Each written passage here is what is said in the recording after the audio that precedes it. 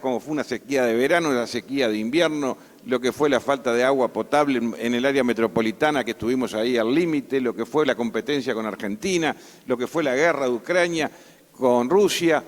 Y sin embargo, hoy estamos de vuelta acá, convocándolos a ustedes para lograr la confianza nuevamente en poder seguir gobernando y esperemos con un poco más de suerte en lo que tiene que ver con los hechos que se nos dieron, que no estaban previstos en ningún programa. Es por eso que nuestros líderes de los cuatro partidos de la coalición sumados a Luz han conformado este programa de gobierno que trajimos algunos ejemplares y lo tendrán ahí, que no es más que contemplar aquellas cosas que cada uno de nosotros en octubre le hemos dado una importancia mayor. Y han sido todas, de alguna manera fue muy fácil conformar este programa. ¿Por qué?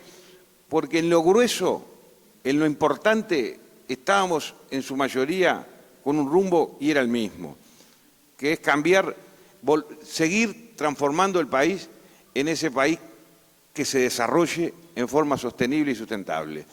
Pero además de eso, también cada uno de los partidos le ha puesto su impronta. Nadie puede negar la impronta del Partido Colorado, y en este caso de Gustavo, mucho menos, que ha sido duro y crítico cuando tenía que hacer y también ha presentado propuestas que están de alguna manera contempladas acá. Partido Independiente, que ha hecho su tarea, sin duda que debemos destacar en la figura de Pablo Mieres o del propio Daniel Radío, pero Pablo ha salido exitoso de su gestión, una tarea nada fácil, créanme, como era el Ministerio de Trabajo, cuando ustedes recordarán que les decía que si llegábamos al gobierno íbamos a tener un conflicto tras otro, y sin embargo eso no aconteció, porque siempre este gobierno tuvo el diálogo suficiente como para interpretar la necesidad de los trabajadores, pero también interpretar las posibilidades que el país tenía. Sin duda, Cabildo Abierto ha tenido un rol muy importante en distintas áreas, como el área de salud. En plena pandemia fue Daniel Salinas, un señor ministro que nos ayudó a salir de ese proceso. Y Lorena, que le ha dado una impronta diferente en esta ocasión, trabajando mucho en lo social, que ella después explicitará cuál es su tarea, que además lo lleva con mucha pasión. Y tenemos acá referentes como Nicolás, como Tufi, como diputados que han sido electos y otros que no, pero que han sido todos candidatos que tienen la necesidad de que el país siga pensando de que la descentralización en el Uruguay era posible. ¿Por qué digo era? Porque empezó a demostrarse con este gobierno que las cosas llegaron al interior como no llegaban antes. Y eso nadie lo puede negar. Siempre era un discurso permanente de todos los partidos políticos previo a una elección. La descentralización. Bueno, hoy ya no es más discurso, hoy quedó demostrado en los hechos de que este gobierno de coalición puso en práctica la descentralización con hechos y no con palabras, hechos concretos. Así que ha habido un gobierno presente, ha habido ministros recorriendo el país como nadie, un presidente que ha recorrido el país como nunca antes se había visto, y no con circos, como decíamos hoy en Paysandú, no con aquellas carpas que se venían a hacer consejos de ministros y se llevaban los requerimientos de la gente y allá quedaban en el olvido. Nosotros hemos venido de a uno, pero todo el tiempo. Nos llevábamos un pedido y en lo posible, si no lo cumplimos, estamos por cumplirlo, pero siempre hemos estado. Son testigos de ello los intendentes que hoy nos acompañan, son testigos de ello algunos alcaldes y concejales, ediles, que hay requerimientos permanentes y siempre hemos estado atentos a ello. Y créanme que hemos demostrado de que en el país se podía gobernar mejor. Hemos demostrado de que tenemos la demostración más clara y por eso queremos que nos comparen. Yo lo decía hoy en Paysandú. Hemos tenido en estos 15 años de gobierno del Frente distintos gobiernos. El primer gobierno, el del doctor Tabaré Vázquez, en su primera instancia, cuando dejó un país en funcionamiento el doctor Jorge Valle, y nadie lo puede olvidar, porque a pesar de la crisis dejó el país de pie y pronto para seguir administrándolo.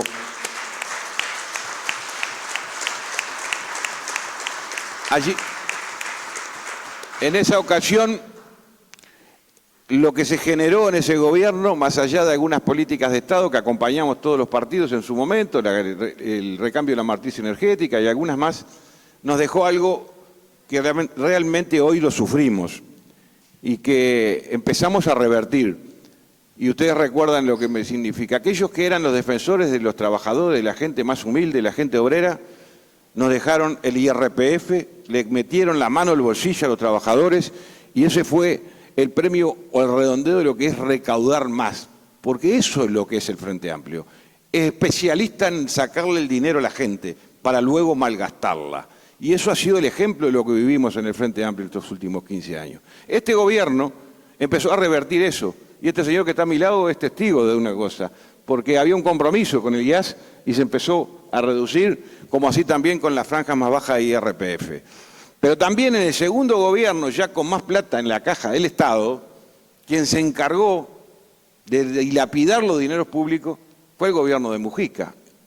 El MPP, el mismo que hoy se postula a ser gobierno en la figura de Yamandu Orsi, dilapidaron los dineros públicos. La bonanza más grande que se conoce en la época, en la historia de este país, la dilapidaron malgastando los dineros públicos de todos los uruguayos. Y ejemplos sobran. Gasallago, el tren de los pueblos libres, bueno, el horno que está en Paysandú todavía ya tirado, si mal no recuerdo, para el cemento Portland, una vía que hicieron a la mitad, bueno, un montón de casos que obviamente podríamos estar mucho hablando. Las cooperativas que querían mantener, como en vidrio, y no mantenían nada, le daban plata a un barril sin fondo y ahí quedaban. Bueno, todas esas cosas que las pagamos todos los uruguayos no queremos que vuelvan a suceder. Esos son los ejemplos de un gobierno del Frente Amplio, del MPP en particular. Y el último gobierno de Tabaré Vázquez, que lo primero que dijo que le había dejado Mujica la situación más compleja que lo que se le había dejado Valle, que fue, hasta en eso fue transparente, lo que hizo fue hacer la plancha y dejarnos un país en decadencia, con 50.000 empleos nuevos, sin crecimiento, con una desocupación por encima del 10%, con una inflación al doble de la que tenemos hoy y con una cantidad de situaciones complejas. Eso es una realidad y eso hay que decirlo en el mano a mano con la gente, pero también hay que defender lo que ha hecho este gobierno para revertir eso. Todos somos los que estamos acá parte del gobierno hasta hoy y lo vamos a hacer hasta el último día de gobierno, porque hemos atendido esas situaciones vulnerables que decían ellos que eran los defensores sociales, recordarán, ¿no? Y que decían que cuando este gobierno llegaba iba a eliminar las políticas sociales. No solamente no las eliminó, las mejoró, les generó oportunidades. En momentos difíciles creamos los jornales solidarios con las intendencias. En momentos difíciles atendimos de forma diferente a las familias más vulnerables, beneficiando en un 50% en la garrafa, el beneficio de la energía en los hogares más vulnerables. Atendimos sin duda lo que no habían atendido porque nos dejaron 218.000 personas en asentamientos y este gobierno empezó a construir viviendas con los 19 departamentos y hoy vamos a dejar 60.000 con un techo digno. Hay situaciones...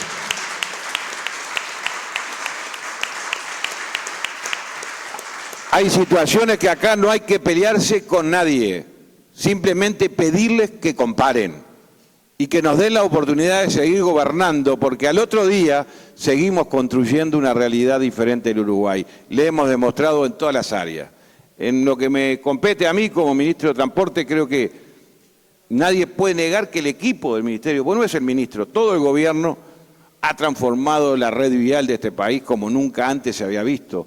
230 puentes intervenimos. Intervenimos en el 80% de la ruta, llegamos a lugares donde no se llegaba, lugares donde no se podía cruzar, como el puente de la Charqueada, como el puente de San Gregorio Polanco, obras que, olvidadas en el tiempo, de las grandes y de las chicas, porque también supimos hacer la rotonda de las Víboras, que llevaba 60 muertes, y nosotros hoy la tenemos hecha, y a partir de ahí se olvidaron. Así que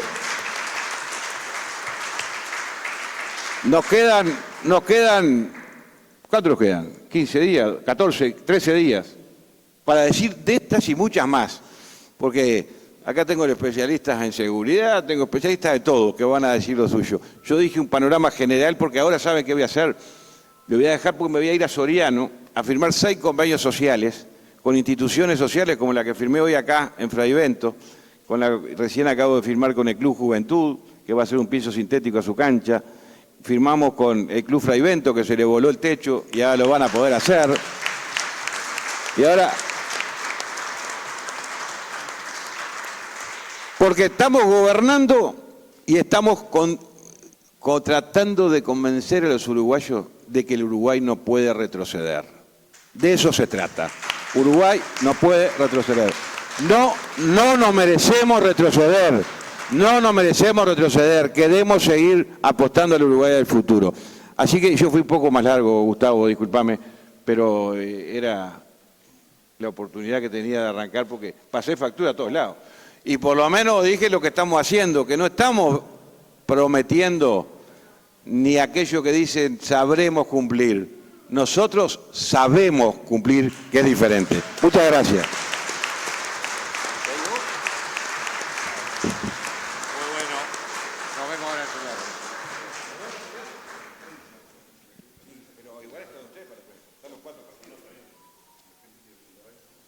Si quieren, los representantes de la prensa, si quieren hacer algún tipo de preguntas, lo hacen ahora o más tarde, cuando ustedes lo deseen. Bueno, me presento, Gustavo Subía, Partido Colorado.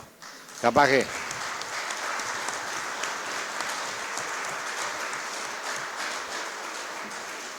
Habitualmente me dicen, lo vi en la tele.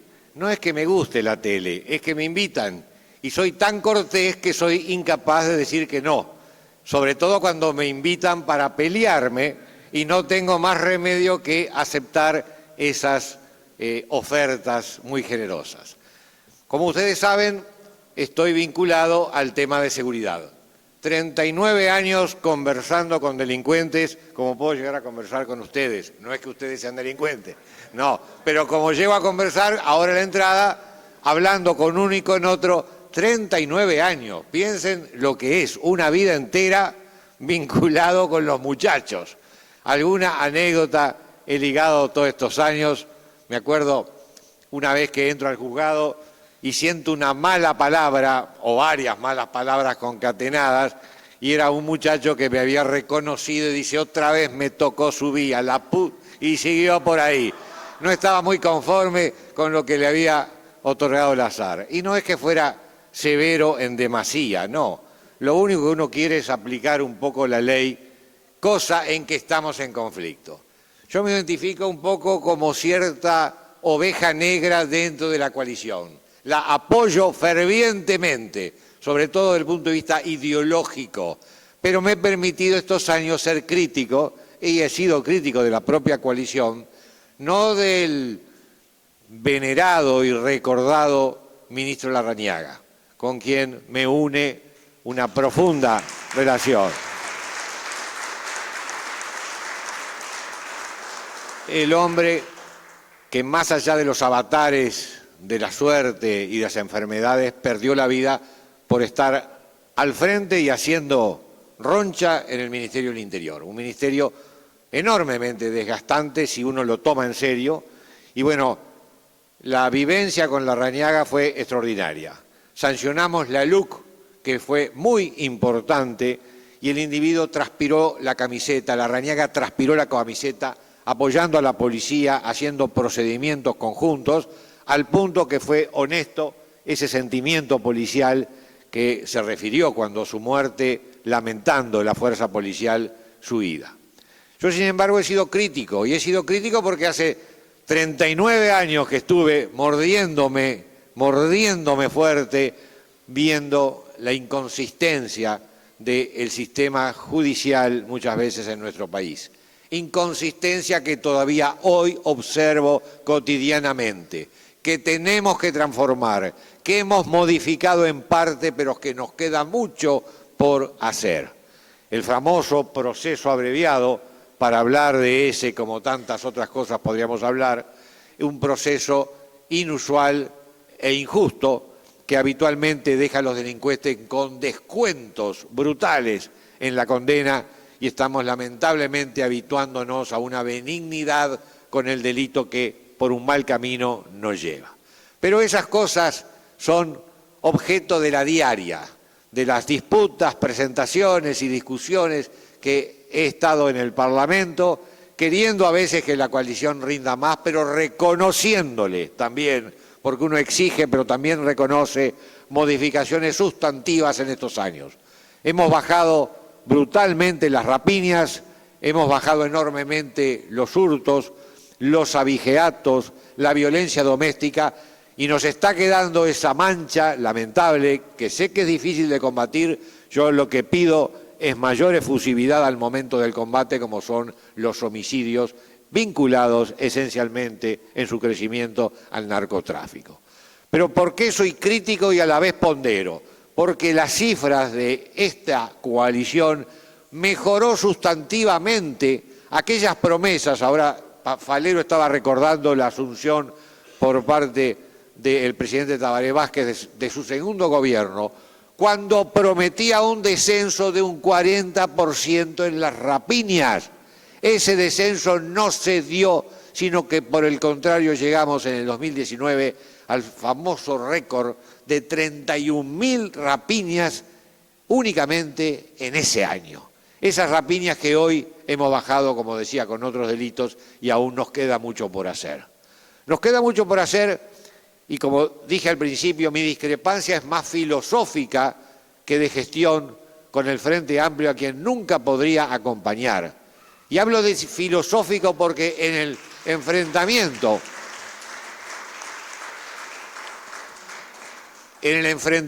con el delito, el Frente Amplio tiene lamentablemente la visión de que el delincuente es un pobre individuo que ha tenido que optar por el camino del mal.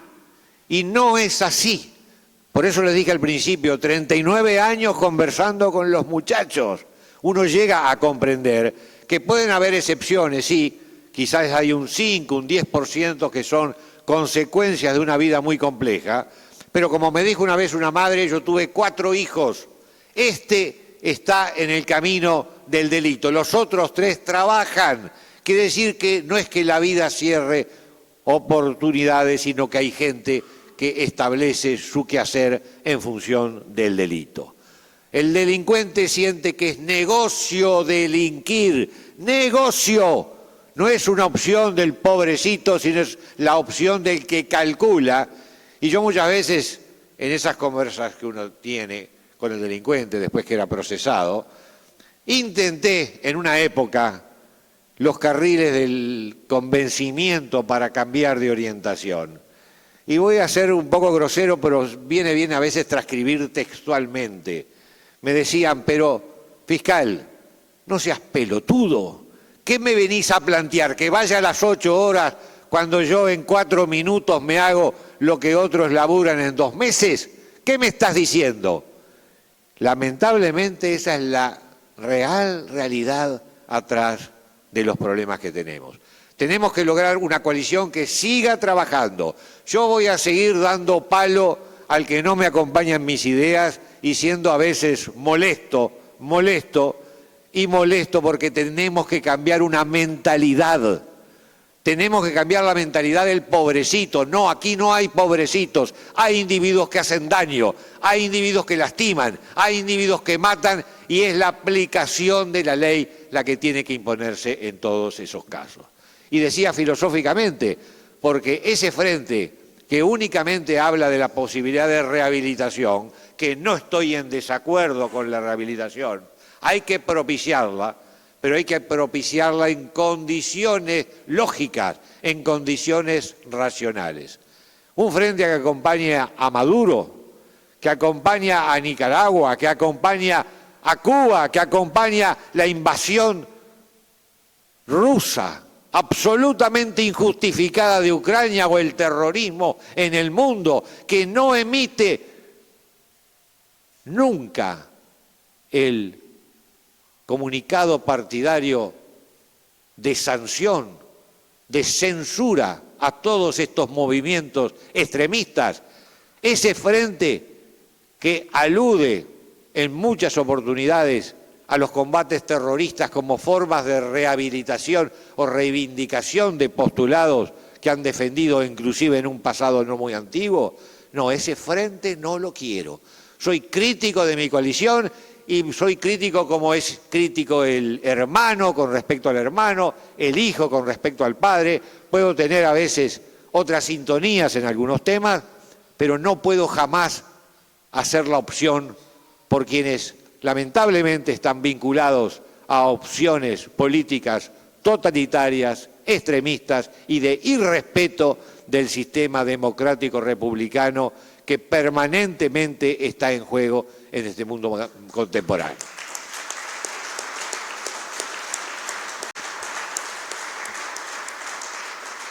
Somos varios para hablar, así que voy terminando porque me entusiasmo y puedo llegar a hablar 5 horas seguidas. Creo que aquí no hay nadie que esté en desacuerdo con la búsqueda del triunfo de la coalición.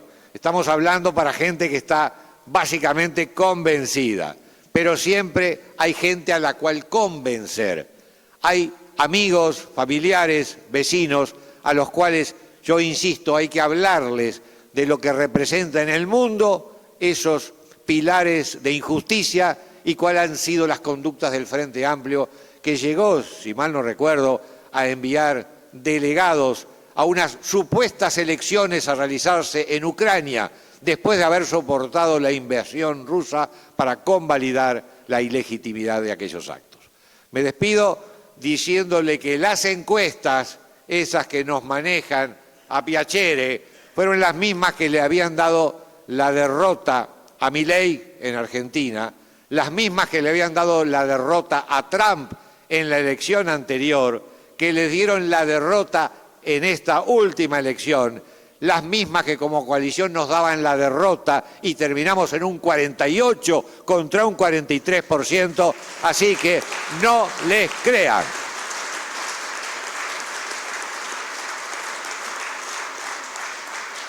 No hay que creer a encuestas que casualmente siempre apuntan a un lado y no apuntan al otro, porque todos estos ejemplos que les di casualmente corren por la misma vereda.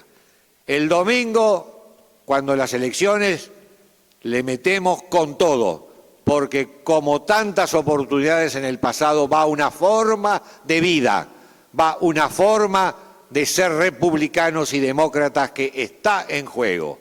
Y yo seguiré siendo crítico, es un problema propio de articulación profesional, pero no por eso dejaré de apoyar a una coalición que es democrática.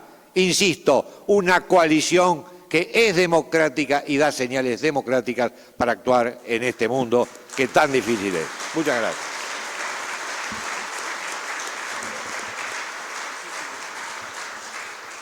Ella usa el micrófono.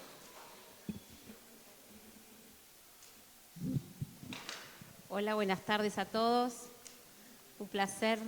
Gracias por venir un día entre semana y a esta hora a juntarse con nosotros. Soy la doctora Lorena Quintana, referente de Cabildo Abierto. Hace poco, en una entrevista que me hicieron, titularon "Médica de profesión, política por bronca". Y creo que tiene razón el entrevistador. Soy médica de profesión sin duda y les puedo asegurar que en esas 4 paredes del consultorio uno puede conocer los verdaderos problemas que tiene la gente. Porque la gente no solo viene a contarte el dolor de garganta o de cabeza, sino que te cuenta todo lo que vive, los problemas de familia, los problemas económicos, los problemas con los nietos, los problemas de trabajo, de pareja. Vaya si uno puede conocer los verdaderos problemas de la gente y si puede dar una mano trabajando desde la salud. Trabajé en Cerro Norte durante la administración del Frente Amplio, durante más de 10 años de estos 15 años del Frente Amplio. Y trabajé en la puerta del Hospital Maciel, y era un programa para personas en situación de calle por consumo de sustancias. Y claro que me metí en la política por bronca, porque me da bronca que se hayan llenado la boca diciendo que iban a ayudar a los más necesitados y a los más carenciados. Y lo vi durante los 15 años que se quedaron igual o más de los carenciados y necesitados que estaban.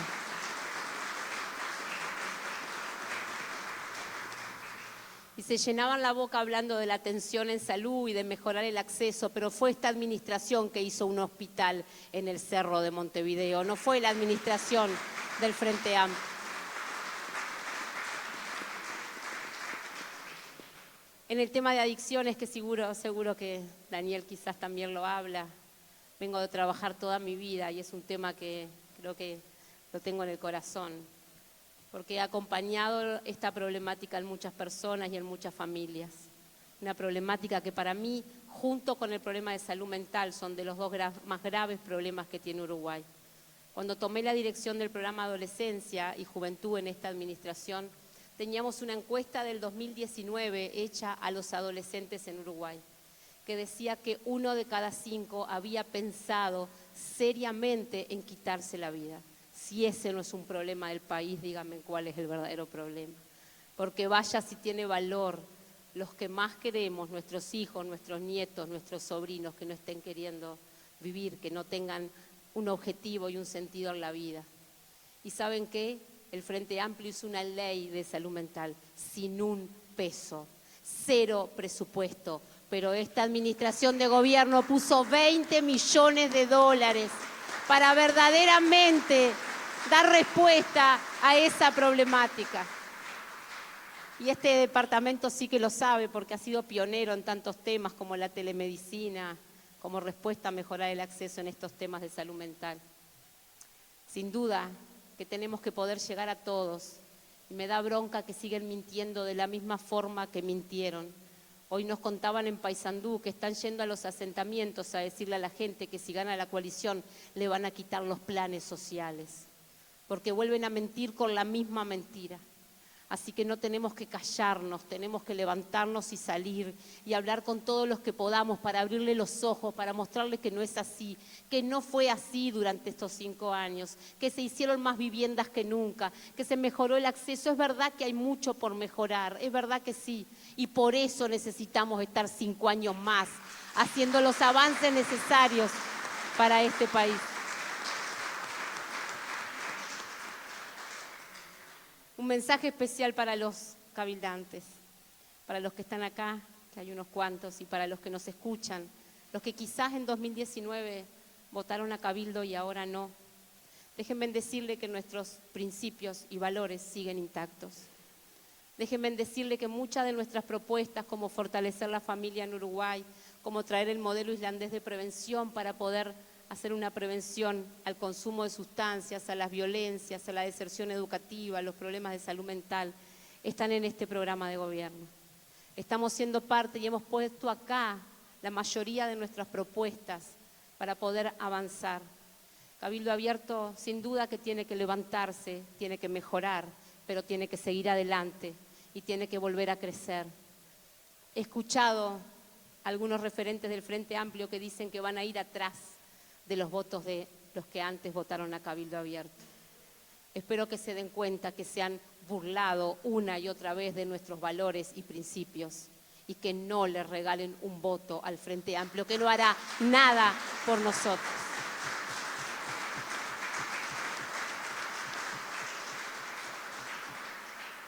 Falta muy poco y este 24 nos jugamos mucho más que elegir un gobierno.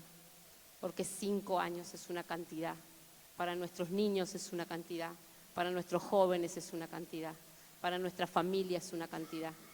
Así que necesitamos salir y hablarle a todos, a los que están en duda, a los que han pensado en votar en blanco o anulado, que no le den ese privilegio al Frente Amplio. Y necesitamos hablar con todos para que nos den 5 años más y poder seguir marchando y poder llegar a todos, hacer quizás cosas que aún no se han hecho y potenciar las que se han hecho bien en esta administración de gobierno. Muchas gracias.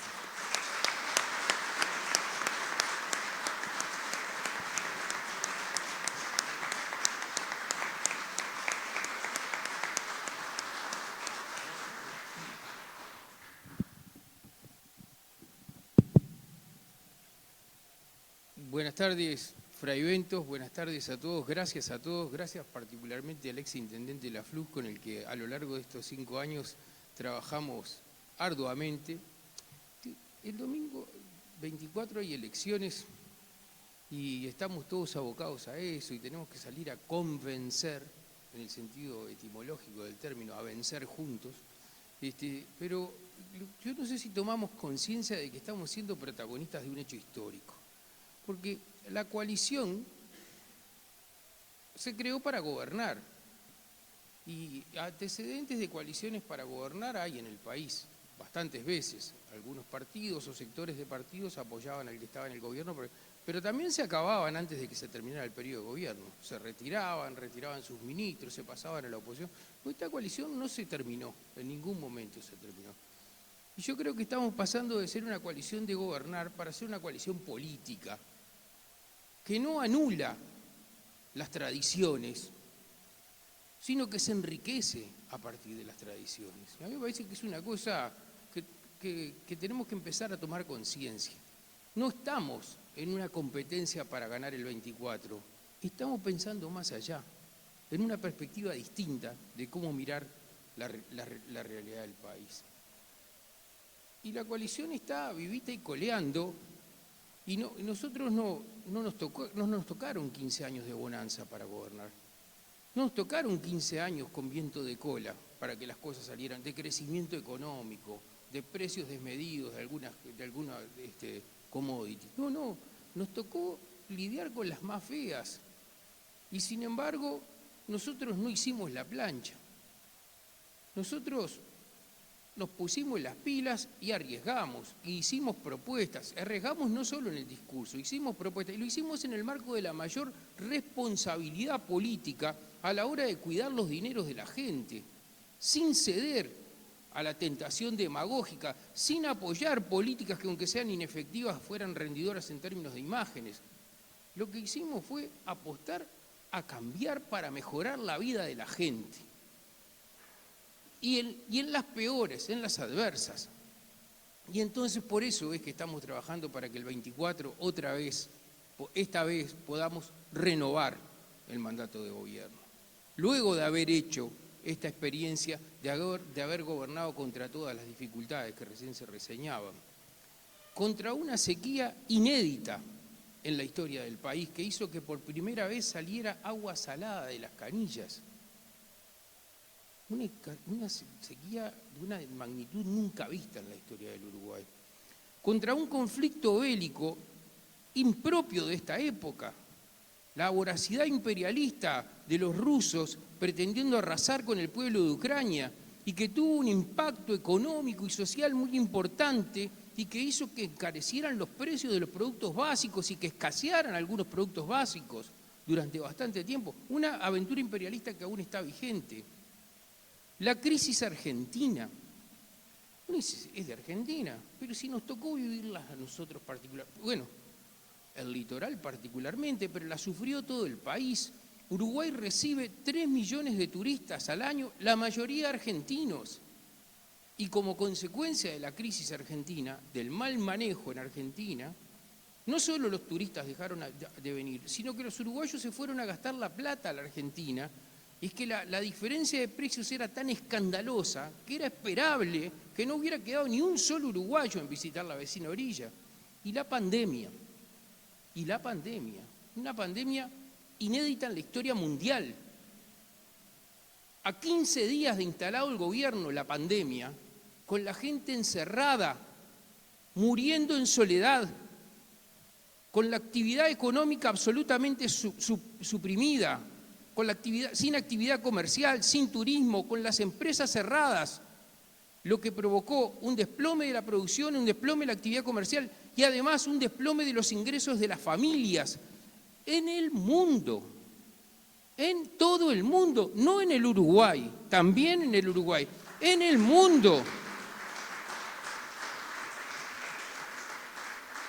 Y entonces, cuando todos nosotros tendríamos que haber estado espalda con espalda, porque teníamos problemas de verdad, de una magnitud inusitada, entonces, cuando se necesitaba del concurso de todos los uruguayos y de todas las uruguayas para enfrentar esas dificultades, entonces, cuando estaba en juego no solamente el crecimiento económico de este país, sino la vida de los uruguayos que se estaban muriendo encerrados, entonces cacerolearon, entonces convocaron un paro general, entonces nos dieron vuelta la cara, entonces nos dijeron que Alberto Fernández era un clase A de la política, entonces nos exigieron que tomáramos a la Argentina como modelo, entonces anunciaron el colapso de los CTI, que nunca se produjo.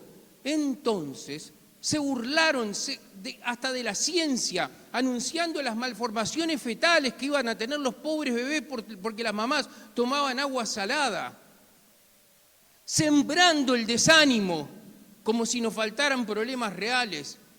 Definitivamente tenemos que volver a gobernar este país para que nuestra gente otra vez sepa, encare de nuevo que el trabajo y el estudio son los verdaderos cauces para tener una vida mejor.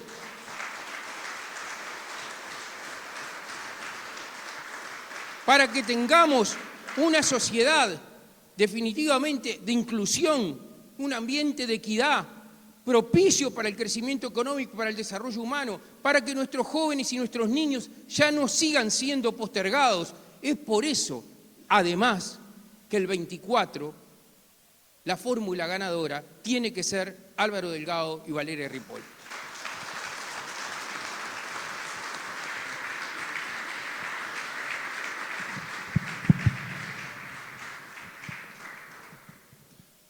Buenas tardes, Fraiventos, buenas tardes, Río Negro, un gusto estar acá.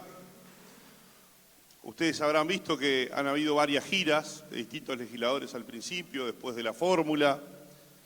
Y en esta gira que comenzamos por lo menos nosotros hoy, que es parte de 3 giras más de otros colegas que están yendo por el resto del país también, con esta misma prédica, tiene objetivo, tiene un fin, que no es una foto, no es algo estático, no es algo que hoy formamos parte de esta mesa, personas con responsabilidades que formamos parte de distintos partidos políticos. Es algo que está en movimiento, es algo que tiene una dinámica, y que esa dinámica comenzó hace 5 años. Somos integrantes de la coalición de gobierno. Ustedes saben que el 27 de octubre pasado la gente nos dio muchos mensajes. Un mensaje es que ningún partido, ningún bloque, ninguna coalición de gobierno iba a tener mayorías parlamentarias propias. Y el otro mensaje es que el modelo de país que ha presentado y que ha representado la coalición de gobierno gobernando los últimos 5 años es la mayoría del país con 48% contra 43% del Frente Amplio. Esos son los 2 principales mensajes que nos dieron. Y las cualidades de quien en esta segunda vuelta vaya a tener que asumir la responsabilidad como presidente, aparte de ser un buen presidente, aparte de administrar con prudencia, con probidad, con austeridad los recursos que tanto todos aportamos al erario, va a tener que tener otros dotes también. Entre ellos el de conciliador, entre el componedor, entre una persona o un equipo que logre acuerdos justamente ante esa situación en que ninguno de los bloques tiene mayoría parlamentaria. Y por supuesto que hoy uno de los temas en disputa es quién es el que tiene mayor vocación de consenso, quién es el más adecuado, quién es el más indicado para convocar a esos consensos. ¿Consensos para qué? Para generar acuerdos que permitan gobernar al país. Y esta mesa tiene mucho que ver con eso. Porque cuando uno presenta sus cartas credenciales, cuando pretende ganarse la confianza de la gente, obviamente tiene que exhibir lo que es. Y no exhibirlo en 20 días. No se trata de exhibir en 15, 20 días de campaña y presentarnos con lindas fotos, con lindos spots, con publicidades sensibileras, a ver de qué forma captamos la atención de algún incauto, la sensibilidad de alguno que está por ahí, pensando que en esos 20 días nos podemos mostrar de una forma que no somos. En esto la credibilidad juega y la confianza se gana en función también de los antecedentes que tenemos. ¿Y por qué nosotros decimos que nuestro candidato es el hombre probo, el hombre indicado, que está en las mejores condiciones para ser presidente? Apuntando a quién es capaz también de lograr esos acuerdos, esos consensos, esa forma de gobernar entre todos. Por algo el programa se llama Gobernar entre Todos en este nuevo compromiso por el país. Y porque fue lo que hizo durante los últimos 5 años. Generar acuerdos, generar consensos. Y esta mesa es bien elocuente de esto. ¿Es lo mismo el Partido Nacional que el Partido Colorado? No, no es lo mismo. ¿Pensamos igual los blancos que los cabildantes? No, no pensamos igual. ¿Piensan igual los del Partido Independiente con los del Partido Colorado? No, no pensamos igual. No pensamos igual.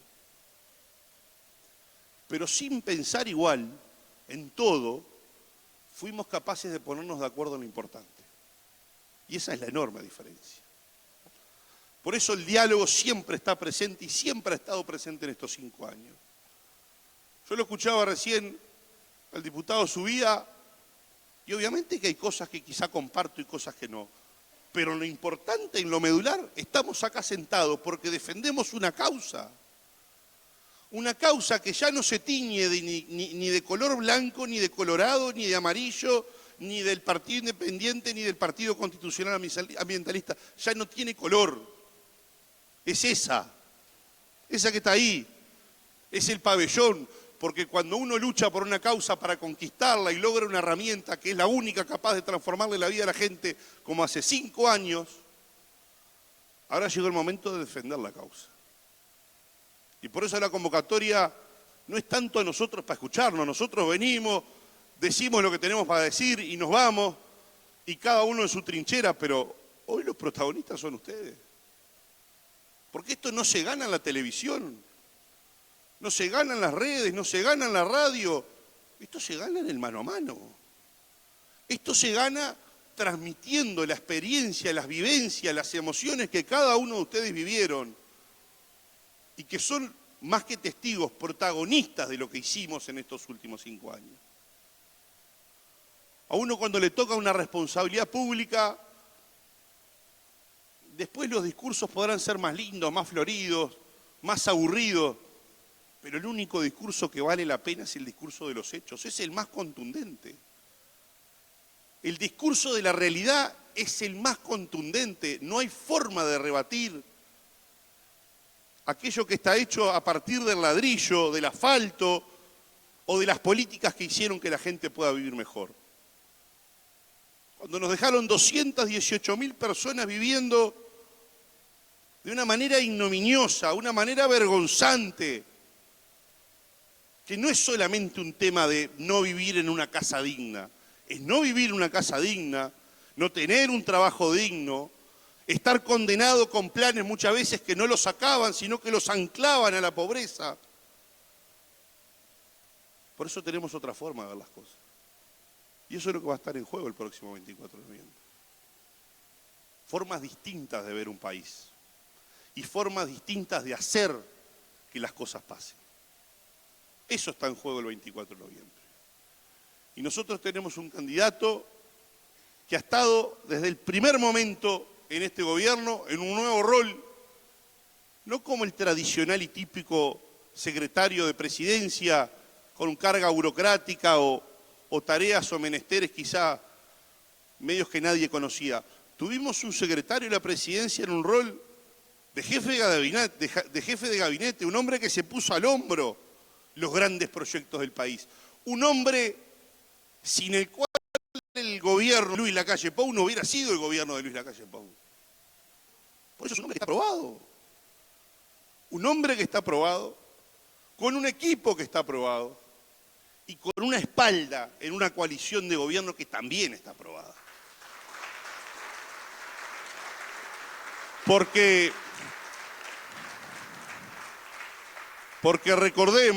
recordemos que a esta coalición se le daba ya una fecha tenía prácticamente una partida de función firmada.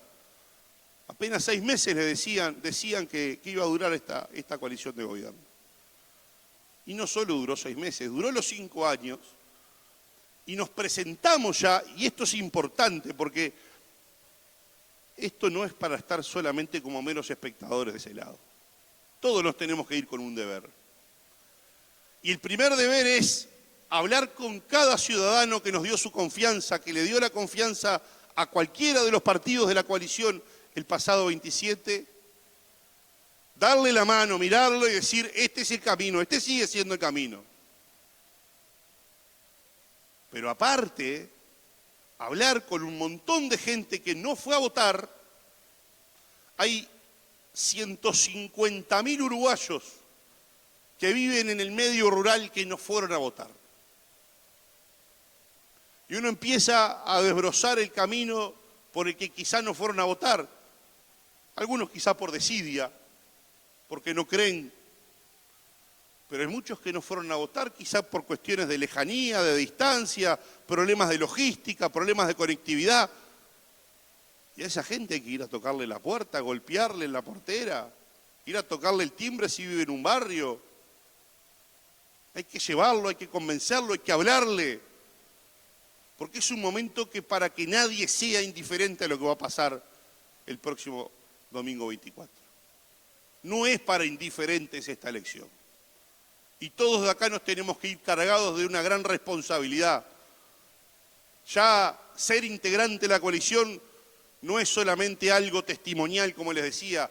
Vamos todos con una carga de salir hoy de acá, a hablar con cada vecino, con aquellos que nos votaron, pero con los que no nos votaron también. Porque no se olviden que el 27 de octubre también dejó otro mensaje. En la conformación de las personas, de los candidatos, de los políticos que hoy integran las bancadas parlamentarias del Frente Amplio, el mensaje de los Frente Amplistas es: queremos un Frente Amplio más radical. Y en esa composición están ahí el Partido Comunista con 2 legisladores, Carolina Cose con 2 legisladores, el Partido Socialista ortodoxo, ya ni moderado, ortodoxo se autoproclaman, el MPP, apenas uno responde a aquella figura moderada que podíamos tener en la presencia de un Danilo Astori. Uno solo en 16 senadores. Todos los otros son los que hablan y siguen hablando a los pocos días después de que la gente se expidió diciendo no queremos reforma de seguridad social propuesta por el PIT-CNT, y la gente fue contundente, categórica. A los pocos días salieron a decir que iban a revisar la decisión de la gente, que iban a proponer por vía legal lo mismo que la gente en un formato de democracia directa dijo que no. Hasta eso. En un candidato con delay para hacerse cargo de las respuestas. Estuvo como 20 días para decir si Venezuela era una dictadura o no era una dictadura. Ahora estuvo 15 días para decir si mantenía o no mantenía la SAFAP. Un candidato que no quiso debatir. Y yo ahora entiendo por qué no quiso debatir. No quiso debatir ya no solo para medirse y ponerse frente a alguien que obviamente que tiene sobradas capacidades para debatir. Ya no ese no era el principal problema del candidato Orsi. El principal problema era que ante cada pronunciamiento no tenía cómo componer dentro de su propia fuerza política. Y eso quedó demostrado. Cada vez que se expresaban en un sentido, había que salir a desmentir. Pasó con O'Donnell, el propuesto candidato a ministro de Economía. Cuando le preguntan sobre temas y dice, yo desconozco esto de lo que se está hablando. O cuando el propio presidente del PCNT en algún momento le enmendó la plana, dijo que él decía cosas que no representaban al programa del Frente Amplio. Fíjense ustedes, cuando estamos hablando de lograr consensos y acuerdos fuera de las barreras y de las fronteras partidarias, qué difícil va a ser lograr consenso dentro de sus propias filas cuando no se habla, porque no se quiere asumir compromisos. No se concibe la vida en la política si uno cuando pretende lograr la confianza de la gente no asume compromisos. ¿Dónde está visto? ¿Dónde hemos visto una campaña electoral de un presidente que no asume compromisos, que no dice lo que va a hacer?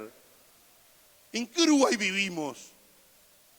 Pero los compromisos se asumen no solamente para que la gente vote informada. Los compromisos se asumen también para que si uno tiene la gracia y el favor de la gente, después la gente nos pueda exigir aquellas cosas con las que nos comprometimos. Para eso se asume compromiso. Entonces, dense cuenta del tamaño momento en el que estamos viviendo. En el 2023, 2023, fueron en el Congreso de Intendentes, le tocaba la presidencia al Frente Amplio. Eran 3 intendentes, Carolina Cose, Yamandu Orsi y Andrés Lima. Había 2, por supuesto, que eran los que iban y querían ser presidentes. No se pusieron de acuerdo entre ellos. No se pusieron de acuerdo entre Orsi y Cose, al punto tal que nos vinieron a pedir vinieron a pedirle al Partido Nacional que se hiciera cargo de la presidencia poniendo un intendente blanco para que presidiera el Congreso de Intendentes. Entre ellos no logran ponerse de acuerdo. Imagínense por un segundo lo que puede pasar si le toca gobernar. Imagínense. Por eso hoy el llamado es a la acción. A la acción vestida de roja, de blanco, de amarillo, de violeta, del color que ustedes quieran, pero bajo una sola bandera, porque hace 5 años logramos poner un país de pie y ahora la propuesta es que con Delgado y con nuestra fórmula y de la mano de la coalición de gobierno lo hagamos seguir marchando. Ese es el gran llamado a la acción y a eso los convocamos. Muchas gracias y a redoblar el esfuerzo, a dar todo porque vale la pena. Muchas gracias.